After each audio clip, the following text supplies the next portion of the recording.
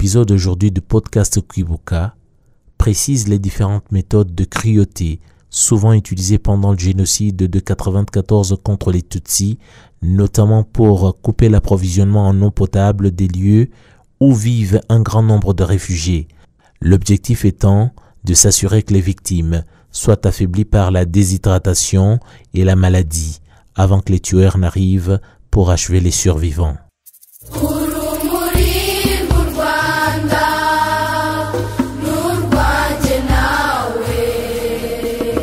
Les faits marquant l'exécution du génocide commis contre les Tutsis 22 avril 1994. Les massacres de Tutsis ont eu lieu au Centre d'études des langues africaines, CELA, à Kigali. Le 22 avril 1994, les Interahamwe ont sélectionné les hommes parmi les Tutsis qui s'étaient réfugiés au CELA, au centre-ville de Kigali chez les Pères Blancs, et les ont tués, sur l'instruction des autorités dont faisait partie le préfet de Kigali, le colonel Tarcisse Renzaho. Les massacres ont été commis aussi sous la bonne garde du major Laurent Munyakazi, de la gendarmerie rwandaise, de la conseillère Odette Nyirabagenzi, chef des Interahamwe, de l'inspecteur des écoles Angeline Mukandutiye, et de l'abbé Wenceslas Munyeshyaka, ainsi que Jean Bizimana, qui était bourgmestre de la commune de Nyarugenge, et beaucoup d'autres. Le massacre de Tutsi a également eu lieu le 22 avril 1994 au bureau de l'ancienne commune d'Ohouye, dans la préfecture de Butare. Les Tutsis qui se sont réfugiés à la commune Houye venaient de plusieurs localités des communes Houye, Mbazi, Maraba, Butareville et Gikongoro. Les policiers et les militaires ont encerclé l'endroit pendant 3 jours. Ils ont coupé les canalisations d'eau et personne ne pouvait aller chercher de l'eau à l'extérieur. Les réfugiés étaient donc affamés et assoiffés. Le 22 avril 1994, vers 15h de l'après-midi, est arrivé un véhicule transportant les militaires et les miliciens Interahamwe des plus redoutables, parmi lesquels il y avait Nkurikinka Tarcisse, Semakaba Deo, Muganga Joseph, Kampayana Loïse, Gakwaya Hyacinthe, Kabanza Ildefonse, un militaire nommé Karekezi Pascal, originaire de la commune Houye et d'autres, sous la direction du bourgmestre Ruremesha Jonathan. Le même jour, ont été tués plus de 35 000 Tutsis et certaines victimes ont été brûlées vives après avoir été aspergées d'essence. Ils ont été réduits en cendres, laquelle fut rassemblée et après le génocide, inhumée dans la dignité avec le corps des autres victimes. Au mémorial du génocide érigé pour les victimes de ces massacres, ont été inhumés près de 42 000 corps. Les Tutsis qui s'étaient réfugiés au groupe scolaire de Rukira furent également massacrés à cette date. Près de 326 femmes et enfants furent tués dans la cellule Muyogoro et les tueurs ont ensuite brûlé les corps de leurs victimes qu'ils jetèrent dans une fosse qui se trouvait dans le village à Kagarama. À la tête de ce qui incitait la population à tuer les Tutsis à Muyogoro, il y avait Ruremesha Jonathan, bourgmestre de la commune Houye, Baravuga, conseiller, Bizimana Joseph, brigadier, le docteur Cyprien, qui logeait près de la commune, et les réunions qui planifiaient le génocide se tenaient chez lui. Il y avait aussi des miliciens redoutables, parmi lesquels Kampayana Loïse, Nkurikinka Tarcisse, Rugenga Manzi Vianney, Uzabakiro Vedaste, Devota, Sebera Canisius, Karemera alias Tariani, Kamanayo Jean-Baptiste, Muvunyi Christophe, Ngirugize Innocent, Gahondogo Paul, Mugerwa Boniface et autres. Le massacre de Tutsis le 22 avril 1994 a également eu lieu au monastère de Sovu, appartenant aux sœurs bénédictines, ainsi qu'au centre de santé de Sovu.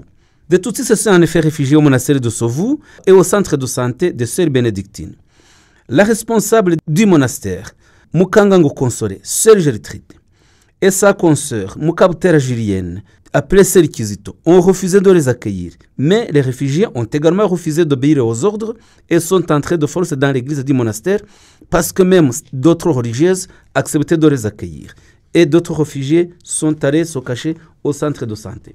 Ces Tutsis étaient estimés entre 5 et 6 000 personnes qui s'étaient réfugiées à cet endroit-là, en y ajoutant aussi ceux qui étaient à Gihinda Muyaga, au monastère proche de Sovu, ainsi qu'à la paroisse catholique de Rugango. Le 22 avril 1994, vers 8h du matin, le monastère de Sovu et le centre de santé de Sovu ont été encerclés par des miliciens Interahamwe et des militaires envoyés par le lieutenant-colonel Muvunyi Tarcisse de l'école de sous-officiers à Butare. Accompagnés des policiers communaux, des gendarmes et des membres de la population, Hutu venus tuer les Tutsis qui s'y étaient réfugiés. Parmi les responsables de ces massacres, il y avait Rekiraho Emmanuel, président d'IMDR de la commune Houye, qui a plaidé coupable et est actuellement en prison. Les sœurs Mukangango Consolata et Mukabutera Julienne, Rusanganwa Gaspard, surnommé Nyiramatwi, Jonas Ndayisaba, conseiller de secteur, Jean-Baptiste Muvunyi et autres.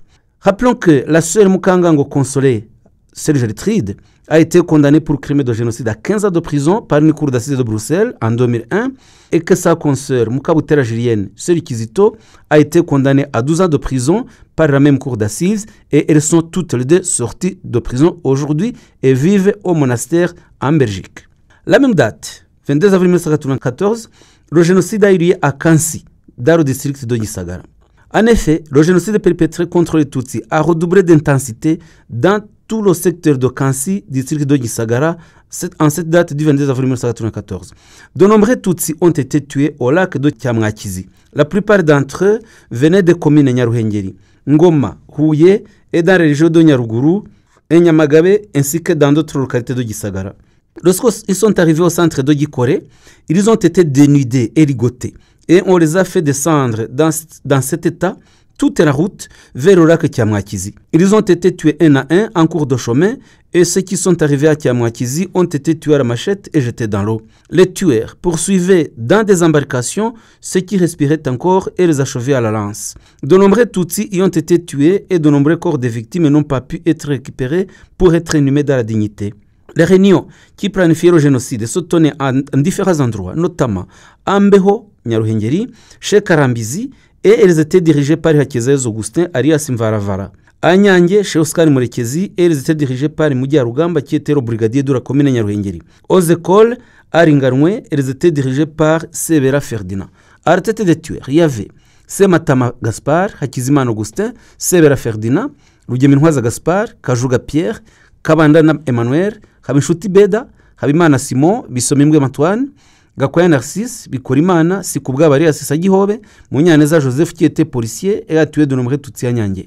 Parmi les autorités responsables du génocide à Kansi et Kiamwakizi, il y avait Bisomimbwe Antoine, conseiller, Munyaneza Joseph, policier, Gakwaya Narcisse, policier, Bikorimana, vétérinaire, Sebera Ferdinand, conseiller, Jérôme qui était le fils de Nkundabagenzi, était policier aussi. Le génocide a été commis de manière la plus atroce, de façon que des tueurs ont tué leurs nièces et neveux, ici de couple mixte Hutu et Tutsi. À ceux qui les allaient tuer, les assassins disaient qu'ils allaient prendre le bus qui les amènerait au Burundi. À un certain moment, les tueurs ont clamé que la paix était revenue pour que ceux qui s'étaient cachés reviennent à découvert. Les tueurs ont tout fait pour qu'il n'y ait aucun survivant parmi les Tutsis. Les endroits où il y a eu un grand nombre de victimes sont le lac Kiamwakizi, évidemment, à la paroisse de Kansi, à Munini, Nyange, à Nyakibingo, à Mbeho et Gahehe.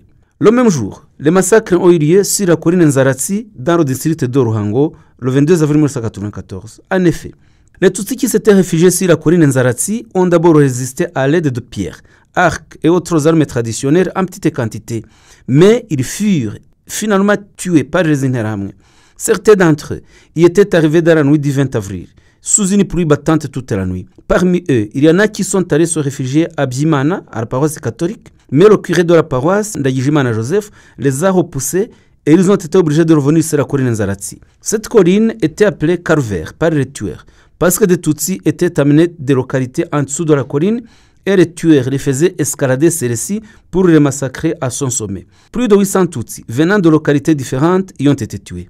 Le massacre de Tutsis a eu lieu à la même date du 22 avril 1994 sur la colline Bibare, à Bunyonga, dans le district de Kamonyi. La colline de Bibare est située dans le village de Nyenyeri, Serire Bunyonga, district de Kamonyi, mais à l'époque, c'était en commune Kayenzi, qui était dirigée par Mbarubuke Jean. Parmi les Tutsis qui étaient venus des communes Rutobwe, Nyabikenye et Musambira, il y en a qui se sont réfugiés sur cette colline de Bibare, y rejoignant les Tutsis qui y habitaient déjà. Le génocide a commencé dans la région le 17 avril 1994, mais les Tutsis se sont réfugiés sur la colline Bibare le 18 avril 1994. Le même jour, ils ont été attaqués par des tueurs dirigés par le nommé Buyumbu. Les Tutsis se sont défendus et ont repoussé les assaillants. Le 21 avril 1994, Buyumbu est allé demander des renforts à la commune, affirmant que Bibare était devenu comme Nyamagumba. Il est revenu avec un groupe de tueurs, parmi lesquels il y avait le bourgmestre Mbarubuke Jean, des militaires, des policiers et de nombreux membres de la population. Le militaire qui a participé à l'attaque et qui a été identifié est le sergent-major Misago. L'attaque a eu lieu le 22 avril 1994. Des membres de la population Hutu et Twa y ont participé. Un groupe a attaqué à partir de la commune Rutobwe, un deuxième à partir de Marenga, un troisième à partir de Nyabihunyira et un dernier à partir de Iraro. Tous ces groupes se sont rencontrés sur cette colline et l'ont encerclé. Les tueurs ont d'abord envoyé les femmes Hutus en avant combattre les Tutsis.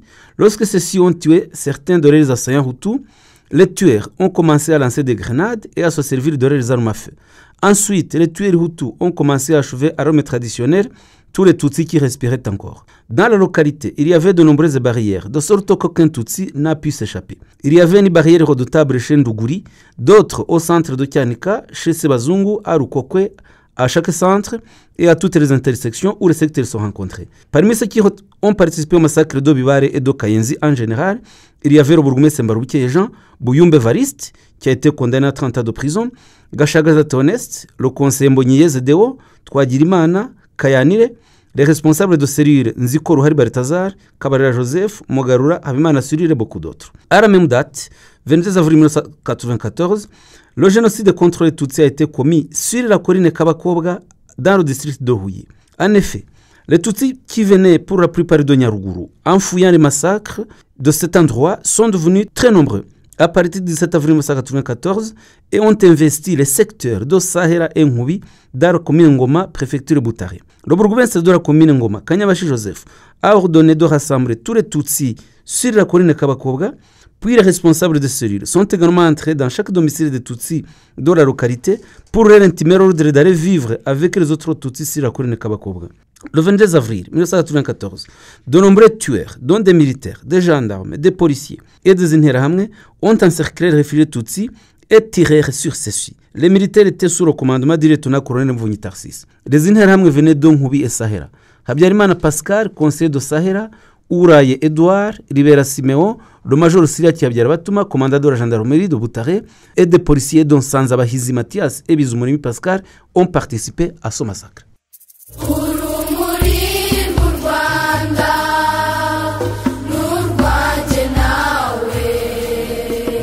Merci d'avoir écouté ce nouvel épisode du podcast Kwibuka. Comme toujours, assurez-vous de nous laisser un commentaire sur ce que vous avez aimé sur le podcast et partagez-le avec d'autres personnes qui seraient bien intéressées à l'écouter.